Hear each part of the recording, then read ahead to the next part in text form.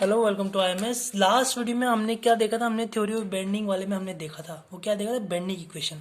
अब उसी यूनिट का हम क्या करेंगे यहाँ पे, shear stress distribution. Shear stress distribution में हमारे एक्चुअली हमें कहता क्या है उस यूनिट के अंदर हमको, उस टॉपिक में, कि भाई हमारे पास कोई भी एक बीम है ना, सपोज के लिए कोई भी बीम है, उसके ऊपर हमने फोर्स लगाया, तो उस फोर्स पे लगाने से वजह से उस बीम के अंदर कोई भी शियर का जो डिस्ट्रीब्यूशन आया, शियर जो हुआ उसके अंदर, वो किस बीम के अंदर किस हिसाब से वो डिस्ट्रीब्यूशन होता है उसके अंदर। जैसे कि अपने यहाँ पे ये अपने पास बीम है, इसको 200 किलोमीटर का फोर्स लग रहा है, और ये बीम का क्रॉस सेक्शन अगर देखें ना, वो सामने से कुछ ऐसी दिखती है ना।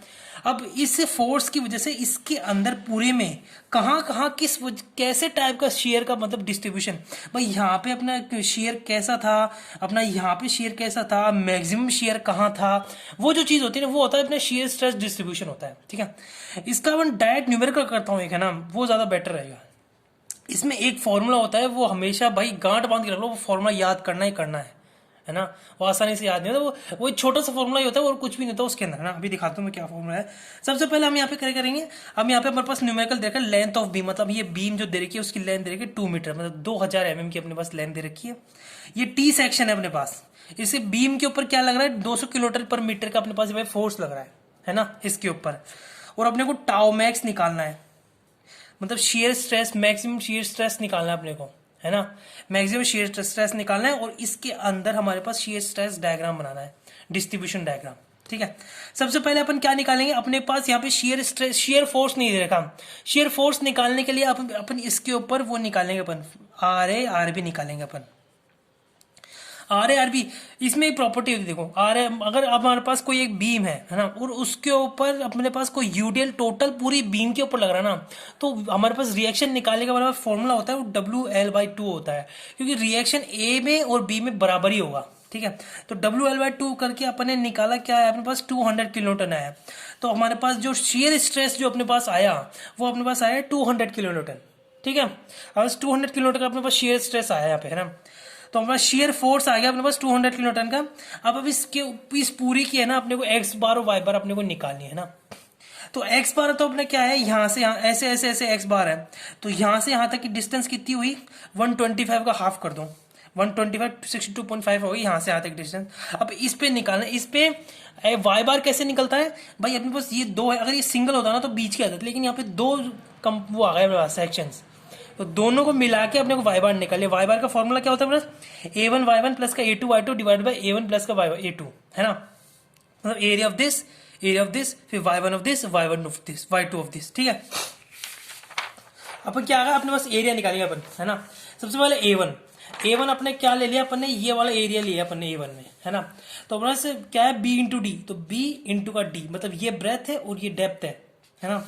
तो B इंटू का डी इज इक्वल टू 4 अपने पास यहाँ पे आएगा। दूसरे के लिए B इंटू का डी हो गया, दूसरा एरिया आ गया अपने पास। और Y1, यहाँ के लिए Y1 क्या होगा, यहाँ के लिए Y1 क्या होगा अपने पास, यहाँ पे देखो भाई 175 जो है अपने पास, ये टोटल डेप्थ है, उसका हाफ ले लो तो वो अपना वाई बार होगा।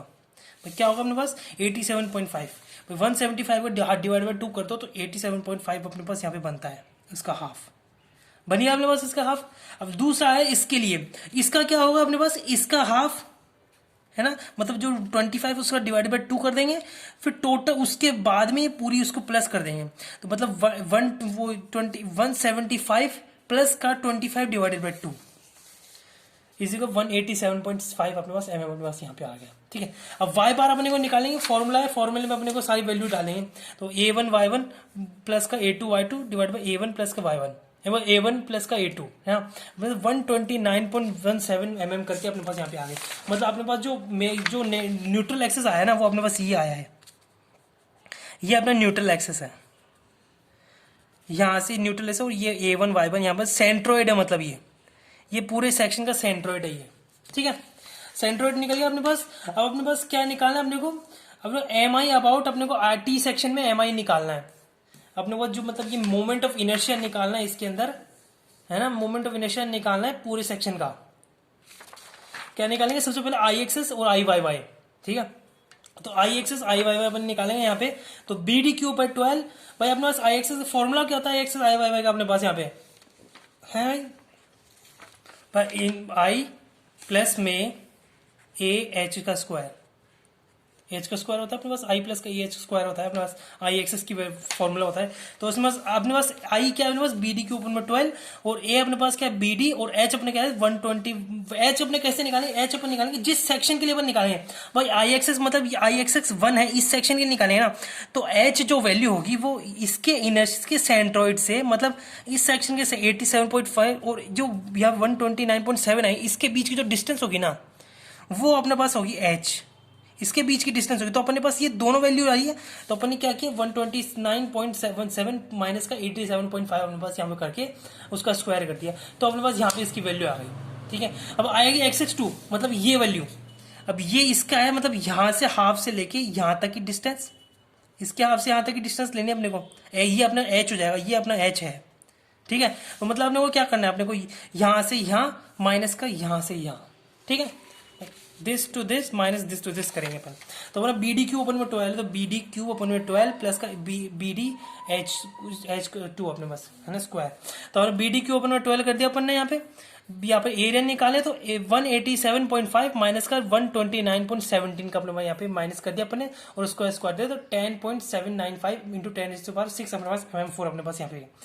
यूनिट का ध्यान रखना हमेशा एग्जाम में mm4 आएगा, मोमेंट उसमें आई एक्सेस जो होता है mm4 होता है।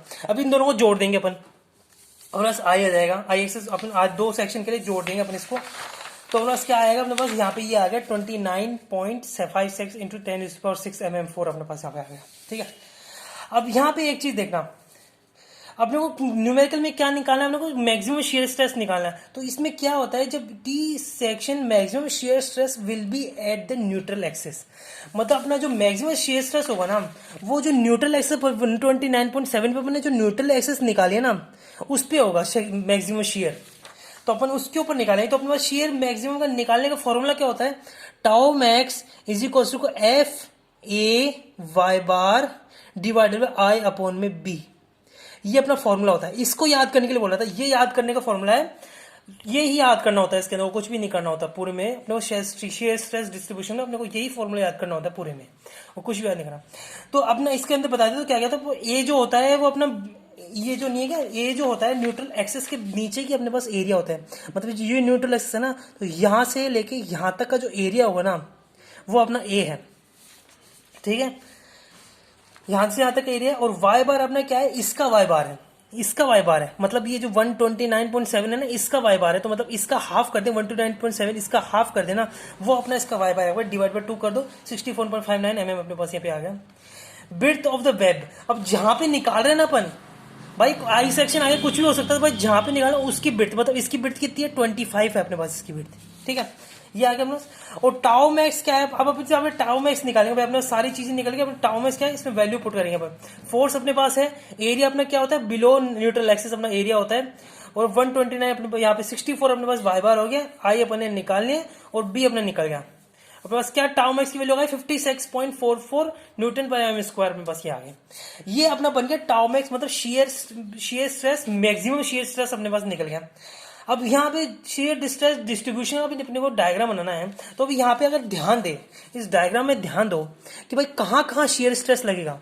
शियर स्ट्रेस ये जॉइंट पे लगेगा, ये एक तो मैक्सिमम तो निकाल लिया अपन, अपना कहाँ लगेगा जॉइंट पे लगेगा। तो जॉइंट 2 बेस पे लगेगा, एक तो ये यहाँ से लेके यहाँ तक का जो इसमें जो आ रहा है ये मतलब फ्लैंज के लिए और एक वेब के लिए, तो मतलब अपने पास 2 हो गई भाई, एक तो फ्लैंज का शियर स्ट्रेस आएगा और एक वेब का शियर स्ट्रेस आएगा। ठीक है, तो अपन निकालेंगे सबसे पहले अपन फ्लैंज का निकालेंगे, वही सेम चीज अपने टाउ में एफ ए वाई पर में आई बी आ गया अपने पास। ठीक है, वेब और जंक्शन जो होता है ना अपने वेब और फ्लैंज का, उस पर निकालेंगे अपन। तो बस ए अपने पास है, यहाँ पे ए क्या है अपने पास, ये है ए अपना ये आएगा ए भाई, अपन इसके लिए निकाला ना सेक्शन, ये इसके लिए निकाला फ्लैंज के लिए, तो ये अपने पास एरिया है अपने पास। वाई बार अपने पास क्या आएगा, वाई बार अपने पास यहां से लेके यहां तक की डिस्टेंस, इधर से लेके टोटल डिस्टेंस आएगी, क्या अपने पास क्या आ गया अपने पास, यहां से लेके यहां तक डिस्टेंस, यहां से लेके यहां तक की डिस्टेंस आएगी अपने पास, ये जो इसके अंदर हाफ है मतलब ये वाला 127, यहां से जो आएगा 127 इधर से आ रहा है, वहां से लेके यहां तक की डिस्टेंस अपने पास आएगी। ठीक है, अपने वो डाल दिया अपन ने, और अपने पास यहाँ पे बी की वैल्यू अपने पास है ही, अपने पास टाउ की अपने वाइन की वैल्यू निकाली, वो अपने बन गया 9.87 न्यूटन पर एम। अब यहाँ पे एक प्रॉपर्टी और होती है क्या होती है भाई, अपना जो कॉरेस्पॉन्डिंग होती है, जो अपने पास रिलेटेड शियर स्ट्रेस और जो कॉरेस्पॉन्डिंग विड्थ की कॉरेस्पॉन्डिंग होती है, क्या भाई अपने जो शियर स्ट्रेस मतलब d/2 is B2 divide by B1, ये कॉरेस्पॉन्डिंग होता है अपना ये, है ना। तो अपन इससे ना आसानी से निकाल सकते हैं, अपने को लंबा चौड़ा नहीं करना पड़ेगा। तो क्या करना है भाई, बस इन दोनों में से कोई सी एक चीज ये निकाल τ2, है ना। तो क्रॉस मल्टीप्लाई करेंगे तो अपने पास τ2 is equals to tau B1 अब डिवाइड बाय B2 हो गया, है ना। तो अपन क्या आ गया अपने पास यहाँ पे, अपना B1 है 49.33, अपने पास यहाँ पे आ गया τ2 का वैल्यू। और कंफ्यूजिंग है, लेकिन एक दो बार अगर आप करोगे ना सॉल्व खुद ही, तो अपने आप समझ में आ जाएगा। ये ज्यादा हार्ड नहीं है, ये एकदम मतलब एक ही फॉर्मूला है, उसी को बार बार कर रहे हैं, ठीक है। अब यहाँ पे इसका डायग्राम कैसे बनता है, अब शियर स्ट्रेस का डायग्राम कैसे बनता है अपने को पहले तो है ना, अपने यहाँ पे ये देख लिया है ना। अब सबसे पहले यहाँ 0 से चालू होगा, तो अब यहाँ पे इसके जंक्शन पे, इन दोनों के यहाँ पे जॉइंट है जो, इसके जंक्शन पे क्या क्या फोर्स लग रहा है। तो सबसे पहले फ्लेंज का देखते हैं। तो अपने पास फ्लेंज की क्या निकली थी अपने पास, यहाँ पे देखो, यहाँ पे अपने फ्लेंज का क्या निकला 9.87 निकला। तो यहाँ से अपन इस जंक्शन पे 9.87 का ऐसे अपने पास पॉइंट लगा दिया, ठीक है। फिर दूसरा अपने पास क्या पे फ्लेंज जो वेपन निकाला था वो कितना 49.33 लगा। तो अपन यहाँ तक 49.3 यहाँ तक ले गए, तो 49.33 यहाँ तक आ गया, ओके।